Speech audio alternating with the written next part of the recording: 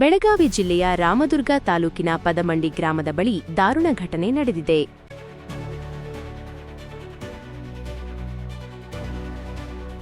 ಕುರಿ ಕಾಯಲು ಹೋದ ಇಬ್ಬರು ಪುಟ್ಟ ಬಾಲಕರು ಕಾಲುವೆಯಲ್ಲಿ ಮುಳುಗಿ ಮೃತರಾಗಿದ್ದಾರೆ.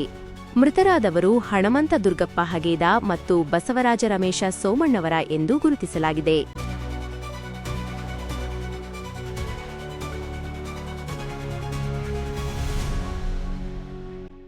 ಇಬ್ಬರೂ ಸ್ಥಳೀಯ ಮಕ್ಕಳು ಎನ್ನಲಾಗಿದೆ.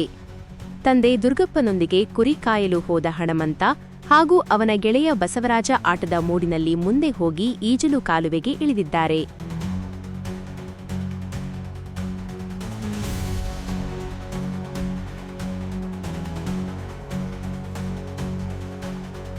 ಆ ವೇಳೆ ಅವರು ನೀರಿನ ಹರಿವಿನಲ್ಲಿ ಸಿಲುಕಿ ಮುಳುಗಿದ್ದಾರೆ ಎಂದು ತಿಳಿದು ಬಂದಿದೆ. ಮಕ್ಕಳು ಕಾಣದೆ ಹೋದ ಹಿನ್ನೆಲೆ ತಂದೆ ದುರ್ಗಪ್ಪ ಹುಡುಕಾಟ ನಡೆಸಿದರು. ಕಾಲುವೆ ದಂಡೆಯ ಬಳಿ ಮಕ್ಕಳ ಬಟ್ಟೆಗಳು ಸಿಕ್ಕಿದ ನಂತರ ಆತಂಕದಿಂದ ಸ್ಥಳೀಯರ ಸಹಾಯದಿಂದ ಹುಡುಕಾಟ ನಡೆದಿದ್ದು, ಬಳಿಕ ಬಾಲಕರ ಮೃತದೇಹಗಳು ಪತ್ತೆಯಾಗಿವೆ.